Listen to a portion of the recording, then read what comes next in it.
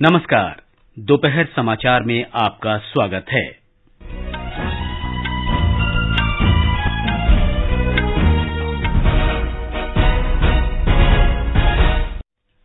लोकसभा में वित्त विधेयक 2023-24 पारित, राज्यसभा दोपहर 2:30 बजे तक के लिए स्थगित। वित्त मंत्री निर्मला सीतारामन ने राष्ट्रीय पेंशन प्रणाली में सुधार के लिए समिति की घोषणा की। प्रधानमंत्री नरेंद्र मोदी ने वाराणसी में कई विकास परियोजनाओं का शुभारंभ किया। श्री मोदी ने वन वर्ल्ड टीबी शिखर सम्मेलन को संबोधित किया, कहा, भारत टीबी मुक्त समाज के लिए प्रतिबद्ध। गृह मंत्री अमित शाह ने बेंगलुरु में मादक पदार्थों की तस्करी और राष्ट्रीय सुरक्षा पर क्षेत्रीय सम्मेलन की अध्यक्षता की। शहरी जलवायु फिल्मोत्सव आज से शुरू, इसमें 9 देशों की 11 फिल्में दिखाई जाएंगी। विश्व महिला मुक्केबाजी चैंपियनशिप में भारत की 4 मुक्केबाज फाइनल में पहुंची। दोपहर समाचार के साथ मैं मुकेश कुमार। लोकसभा ने आज हंगामे के बीच वित्त विधेयक 2023-24 ध्वनिमत से पारित कर दिया। इसके साथ ही लोकसभा ने वित्त वर्ष 2023-24 के लिए बजटीय कार्य संपन्न कर लिया है। इस विधेयक का उद्देश्य वित्त वर्ष 2023-24 के लिए केंद्र सरकार के वित्तीय प्रस्तावों को लागू करना है।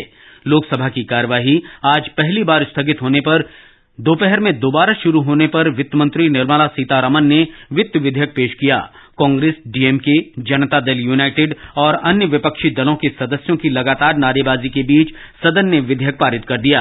बाद में सदन की कार्यवाही पूरे दिन के लिए स्थगित कर दी गई। सरकार ने वित्त सचिव की अध्यक्षता में राष्ट्रीय पेंशन प्रणाली में सुधार लाने के लिए उपाय सुझाने के लिए एक समिति गठित करने की घोषणा की है। लोकसभा में वित्त मंत्री निर्मला सीतारामन ने कहा कि राष्ट्रीय पेंशन प्रणाली में सुधार लाने संबंधी कई सुझाव प्राप्त हुए हैं। उन्होंने कहा कि ये समिति पेंशन के मुद्दे पर विचार करेगी और एक प्रस्ताव लाएगी। यह प्रस्ताव कर्मचारियों की वित्तीय सावधानी सुनिश्चित करने वाली आवश्यकताओं को संबोधित करेगा। उन्होंने कहा कि केंद्र और राज्य सरकारों की स्वीकृति के लिए नए प्रस्ताव की रूपरेखा तैयार की जाएगी। National pension system for government employees needs to be improved. I propose to set up a committee under the Finance Secretary to look into this issue of pensions and evolve an approach which addresses the needs of the employees while maintaining fiscal prudence to protect the common citizens. The approach will be designed for adoption by both central and state governments. इससे पहले संसद के दोनों सदनों में कांग्रेस नेता राहुल गांधी की भारतीय लोकतंत्र पर की गई टिप्पणी और अदानी समूह के मुद्दे पर संयुक्त संसदीय समिति की जांच की विपक्षियों की मांग को लेकर गतिरोध लगातार 9वें दिन जारी रहा। लोकसभा की कार्यवाही सोमवार तक स्थगित कर दी गई और राज्यसभा की कार्यवाही दोपहर 2:30 तक स्थगित कर दी गई है। राज्यसभा में सभापति जगदीप धनखड़ ने अदानी समूह के विरुद्ध लगाए गए आरोपों की जांच के लिए संयुक्त संसदीय समिति गठित किए जाने संबंधी विपक्षी पार्टियों के सदस्यों द्वारा स्थगन प्रस्ताव को अस्वीकार कर दिया गया। इसके बाद सत्तापक्ष और विपक्ष के सदस्यों ने नारेबाजी शुरू कर दी। सभापति ने राज्यसभा की कार्यवाही दोपहर 2:30 तक के लिए स्थगित कर दी।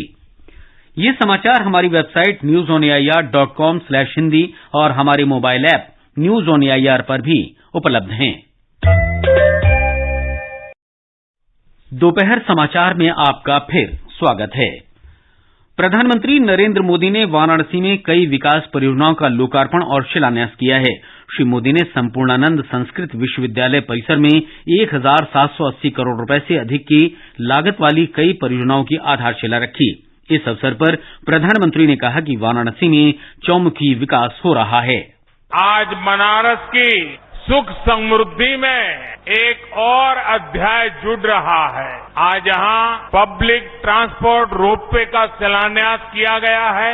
बनारस के चौतरफा विकास से जुड़े सैकड़ों करोड़ रुपए के दूसरे प्रोजेक्ट्स का भी लोकार्पण और शिलान्यास हुआ है। इनमें पीने का पानी, स्वास्थ्य, शिक्षा, गंगा जी की साफ सफाई, बाढ़ नियंत्रण, पुलिस सुविधा, खेल सुविधा, ऐसे अनेक प्रोजेक्ट शामिल हैं। आज यहाँ IITU, BHU में centre of excellence on machine tools design का शिलान्यास भी हुआ है। यानी बनारस को एक और विश्व स्तरीय संस्थान मिलने जा रहा है।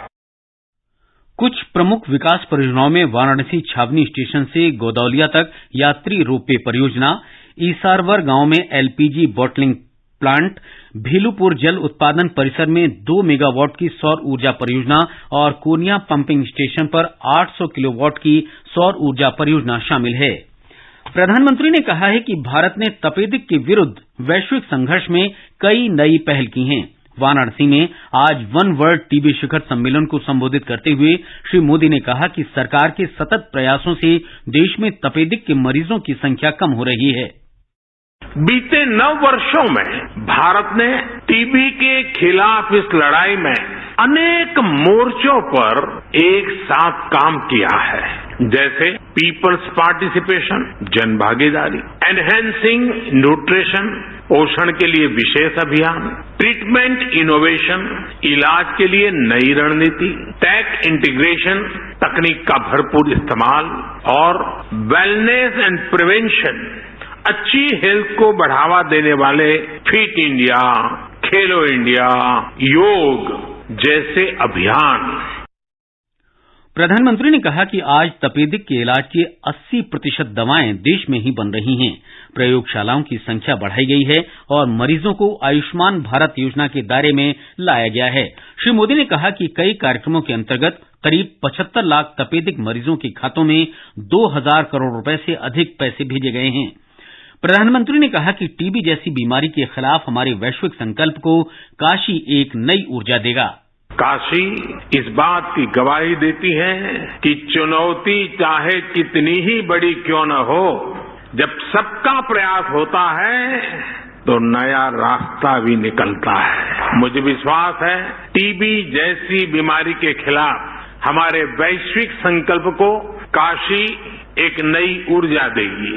मैं वन वर्ल्ड टीबी समिट में देश विदेश से काशी आए सभी अतिथियों का भी हृदय से स्वागत करता हूं। इस अवसर पर स्वास्थ्य मंत्री मनसुख मांडविया ने बताया कि देश में प्रतिवर्ष 24 लाख लोगों में तपेदिक का पता चलता है और करीब 94,000 लोगों की इस बीमारी से मृत्यु हो जाती है। उन्होंने कहा कि प्रधानमंत्री नरेंद्र मोदी के आह्वान के बाद विदेशों में रह रहे बच्चों और भारतीयों सहित हजारों स्वयंसेवक नी अक्षय मित्र बनने के लिए आगे आए हैं। हमने वैश्विक स्वास्थ्य आपातकाल कोविड-19 के खिलाफ सफलतापूर्वक लड़ाई लड़ी है।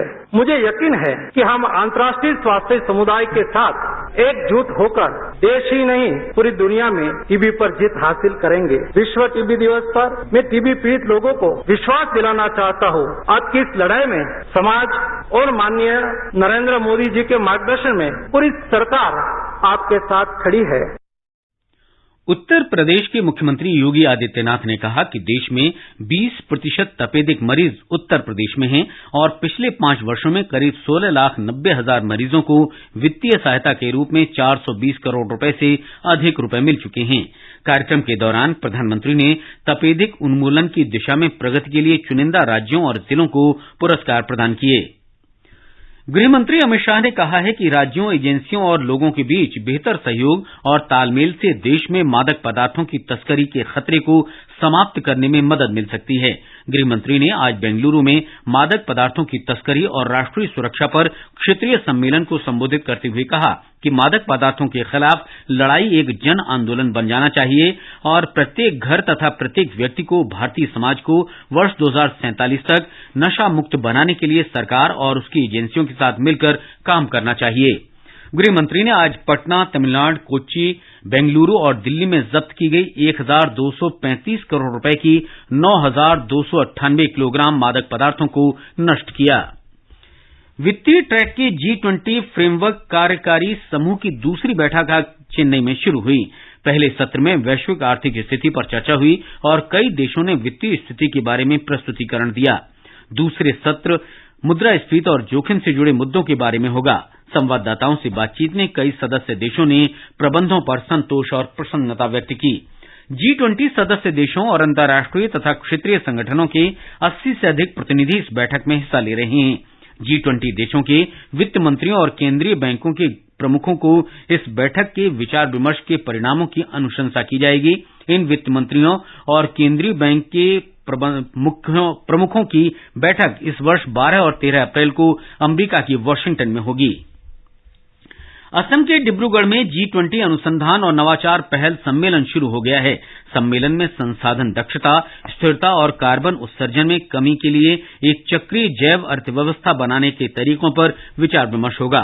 उद्घाटन भाषण में विज्ञान और प्रौद्योगिकी विभाग के सचिव डॉक्टर एस चंद्रशेखर ने कहा कि सतत आर्थिक विकास के लिए चक्रीय अर्थव्यवस्था और जैव अर्थव्यवस्था का एकीकरण आवश्यक है।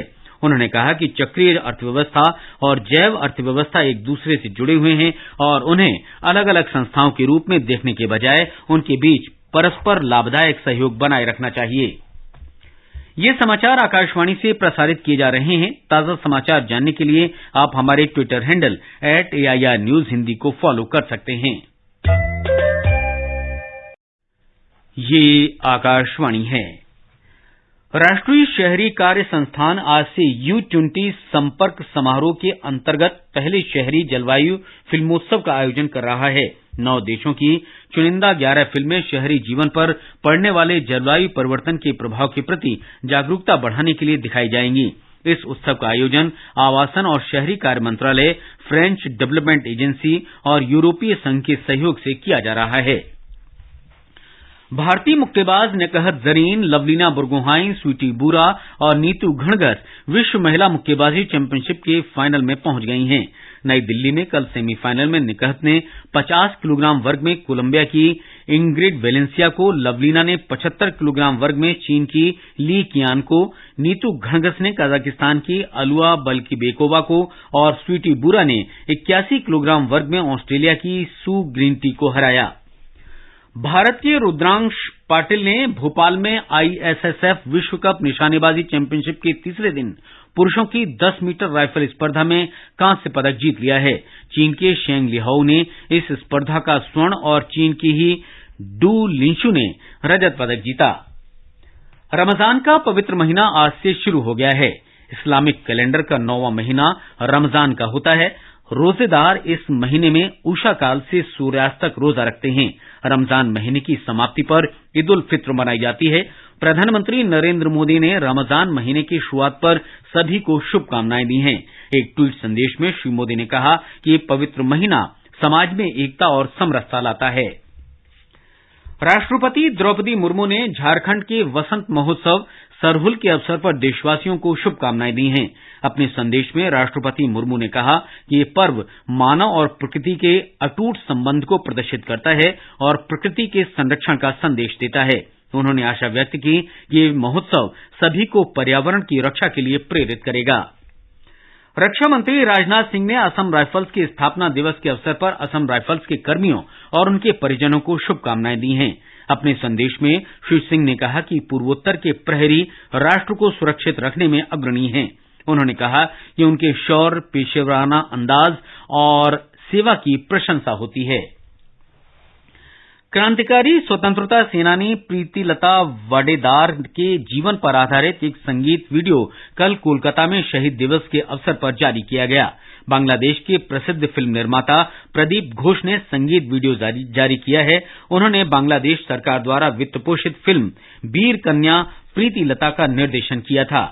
ये फिल्म पिछले महीने बांग्लादेश के सिनेमाघरों में रिलीज हुई थी। प्रदीप घोष फिलहाल कोलकाता और अन्य जगहों पर अपनी फिल्म के प्रदर्शन के लिए भारत के दौरे पर हैं। फिल्म का संगीत कोलकाता के गणपंथी संगीत मंडली ने तैयार किया है। अंत में मुख्य समाचार एक बार फिर। लोकसभा में वित्त विधेयक 2023-24 पारित, राज्यसभा दोपहर 2:30 बजे तक के लिए स्थगित। वित्त मंत्री निर्मला सीतारामन ने राष्ट्रीय पेंशन प्रणाली में सुधार के लिए समिति की घोषणा की। प्रधानमंत्री नरेंद्र मोदी ने वाराणसी में कई विकास परियोजनाओं का शुभारंभ किया। श्री मोदी ने वन वर्ल्ड टीबी शिखर सम्मेलन को संबोधित किया।